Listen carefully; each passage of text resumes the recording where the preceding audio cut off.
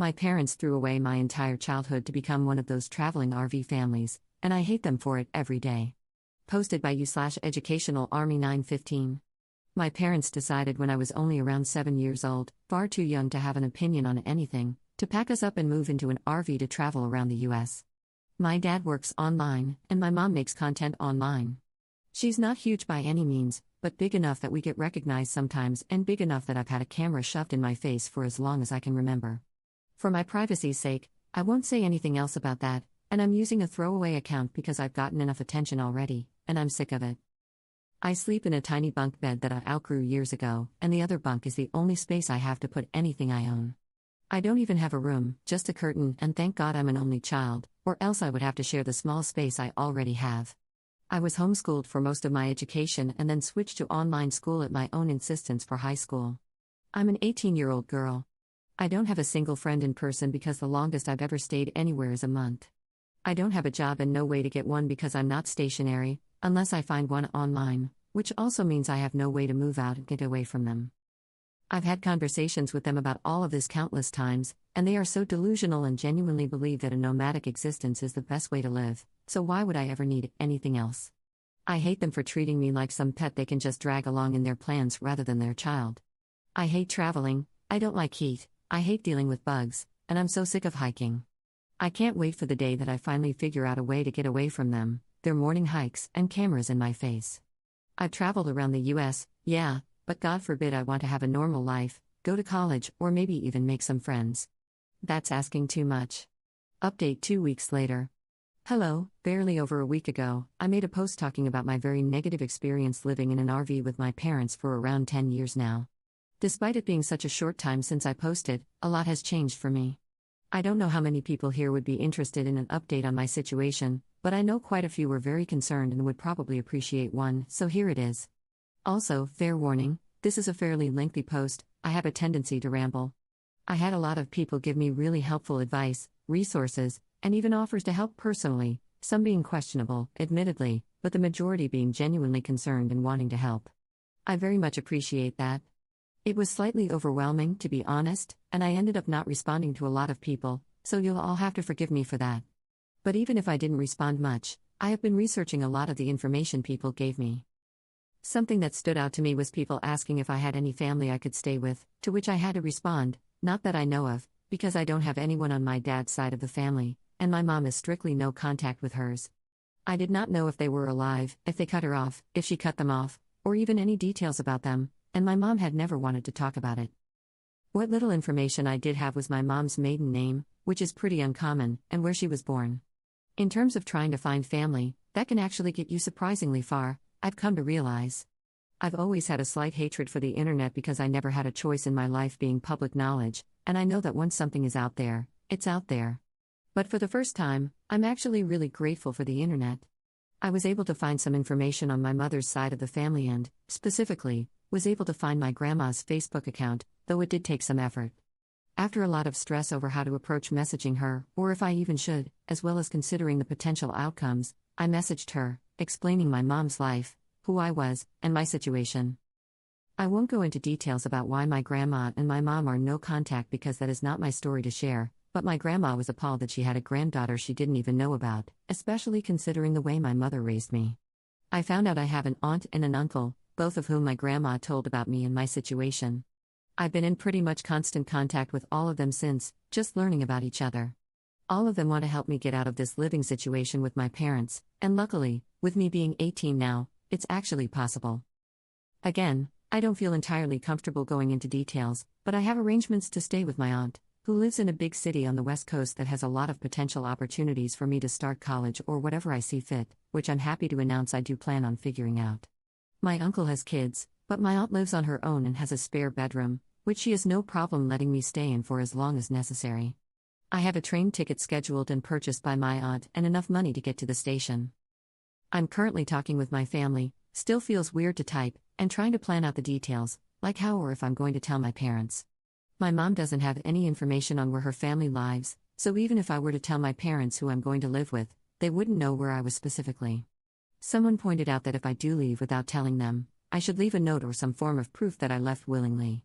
So if I opt out of a conversation, I'm planning on either leaving a note or filming a video explaining my plans and why I'm leaving, which would be kind of ironic, wouldn't it?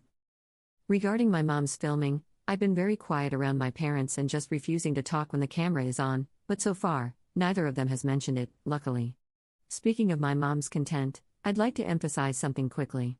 Almost everyone was genuinely trying to help, but I had a few people replying and trying to guess who I was. Luckily, the few I saw were basically torn to shreds and ended up deleting their comments. I also had a few people message me privately, trying to guess my identity, which, at least, wasn't public, I guess. While I understand the curiosity, I posted anonymously with very little personal information for a reason. As I stated in my previous post, I have gotten enough attention, and I'm very much sick of it. I would really appreciate it if you all could respect that. Even if you think you might know who I am, please don't make public guesses and understand that I don't want this to become even more public information tied to my name. Very long story short, I have set plans to leave, as well as a safe place to go with my aunt once I do, and I very much appreciate how many people have been so willing to help. If you had told me not even 2 weeks ago that I would not only have a plan to move away from my parents but also have contact with family members I didn't even know existed, I don't think I would have believed it. I'm currently not planning on making another update post, but I wanted to let anyone who was concerned about me know that there's no need to worry. Genuinely, thank you. Relevant comments. Commenter. You're willing to walk away from your life and leave a note behind before letting her explain herself? I'm unhappy about the life you've had, and I have sympathy for your upbringing, but unless your parents have actually abused you, abandoning them and believing everything your new family says is pretty messed up. Do you hate your mother? You are free to leave at your age, but this is extreme. I'd go into shock if my kid up and left, even at 18, and even if they told me there were problems. I'd feel incredibly betrayed if my child left like that to be with family I'm no contact with. If you can't get any explanation for why your mother doesn't talk to them, maybe you aren't able to tell if they're lying to you. You know your social skills are lacking, you're going to tell them whatever they want to know, allowing them to hurt your mother even more. I couldn't forgive my child's betrayal like this, though I would always love them. But I made amazingly stupid decisions at 18, convinced I knew better than anyone around me. As an adult, I only have relationships with 2 or 3 family members. My mother hasn't seen me or my kid in years and years. Maybe that will be you? You will definitely have a different life. I hope it's a better one. Ops response. Question: have you ever seen the Harry Potter movie scene where his room is under the stairs and thought to yourself, wow, he actually has enough room to sit up in bed and a door? I have, multiple times, actually. I'm very willing to abandon them just to not have to feel like that anymore. Commenter 2. Be careful, you don't really know your mom's family. I know it seems like a way out. Just be careful. Ops response. I absolutely will be. Why my mom isn't in contact with them makes total sense, and none of it was their fault, plus, they were able to send me evidence of that. But despite that, I definitely don't know them personally yet. My train out isn't scheduled immediately or anything, and I'm going to continue talking with them until then, but they do seem to be genuinely concerned and trustworthy. Plus, my aunt, who I'll be staying with, seems super nice, and we've already figured out that we have certain things in common. Second update 2 months later. Hello, it's been a while, and I wanted to check in on here to hopefully give a few people some peace of mind. In my last update, I explained that I had gotten in contact with my mother's side of the family and had a place to stay. I can proudly announce that I did it. I'm in a safe place now, completely away from my parents, with absolutely zero contact. My aunt is an absolute angel, truly. She's so kind, and that's not even including my grandma and uncle. When I first got here, my aunt and grandma took me out on a little shopping spree. They bought me clothes, decor, and furniture for my room, because I have one of those now, and honestly, anything they thought I would need. My uncle introduced me to my cousins. He has a younger son and a daughter who's very close in age to me, and I'd say we've become friends. I've been able to go out and do a lot of fun little things with her. My aunt is currently helping me research colleges near us, but she has reassured me that I can do everything at my own pace and that there's really no rush, that her home will always have a spot for me. My aunt, in general, is such a cool person. She's someone I very quickly started to look up to and have gotten close to.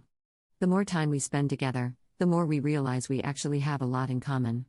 I'm just so grateful to all of them for being here and being so supportive. My aunt is also really helping me figure out who I am as an individual. For the first time, I'm in charge of my identity, what I share and who I share it with. I dyed and cut my hair, got a nickname and have been exclusively going by it. My cousin is currently on a journey to help me learn what makeup I like.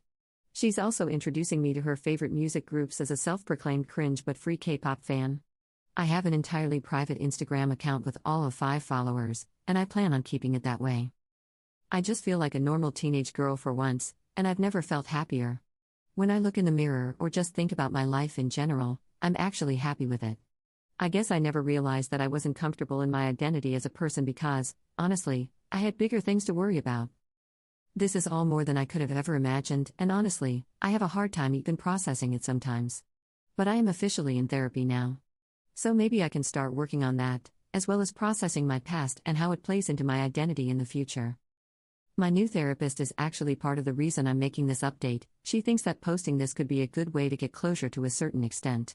It's a way of acknowledging what I went through while also moving on into my new life, because I have my whole future ahead of me, one that I am very excited to experience. So, keeping that in mind, this will be my final update on here. I want to be able to enjoy my life and future while keeping my privacy. A lot of people really wanted me to share my story more, to expose my past, but for now, I've decided against that. It's my story, and I can choose to share it or not. For once, I have control over who gets to know what information about me, and I'm not willing to give that up yet. But I suppose I don't know what the future holds. So, I'm asking as nicely as possible that people please respect that. I absolutely appreciate the support and advice so many have given me. Just know that I'm safe. I can honestly say that I'm happy. I'm planning out my future, what I want to do with my life, and who I am beyond just a persona on camera. So, thank you so much for everything, and goodbye.